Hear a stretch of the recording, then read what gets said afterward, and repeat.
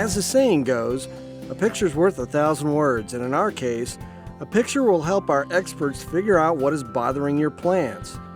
You can describe a disease, insect, or environmental issue all you want, but a good picture will always be the best way for us to identify the issues.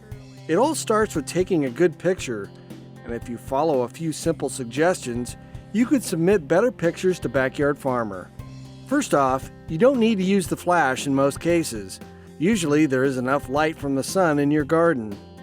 Secondly, get as close as you can to your subject, but try to stay in focus. Most phones have a feature where if you touch the screen, it will focus in the area you're touching. Also, some phones offer a burst feature that allows you to take multiple shots just by holding down the picture-taking button. You can take several shots at once and pick the best one to send in. There's no need to use any photo editing apps or software. You don't need to zoom or crop the picture. In some cases, that is done after you submit your picture to the show when necessary. Other tips include getting wider shots is okay, but we also need to see some close-up shots of the problem. For instance, if you've got yellow spots in your turf, it's okay to take a wider shot, but also include a close-up or two. Also, bigger is always better, so make sure your phone camera is set to the highest resolution.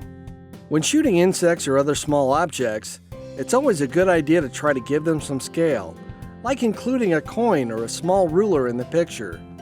If there is a disease or insect damage, you can submit pictures of those as well. When you're done taking pictures, you can either transfer them to your computer or cloud account, pick the best ones, and attach them as JPEGs to your email to Backyard Farmer. Or, if you have the Facebook Messenger app, you can add them to your message. Don't forget to tell us as much as you can about the question you have, as well as where you live. If your pictures are fuzzy and out of focus, or the bug moved, or it's too wide for us to see what's happening, we won't be able to answer your question. It's best to keep trying until you get a good shot. And as we cannot get to everyone's question each week, better pictures will increase your chances of getting an answer. We want to help you grow things the right way, and with the help of a few pictures, we'll have the answers you're looking for.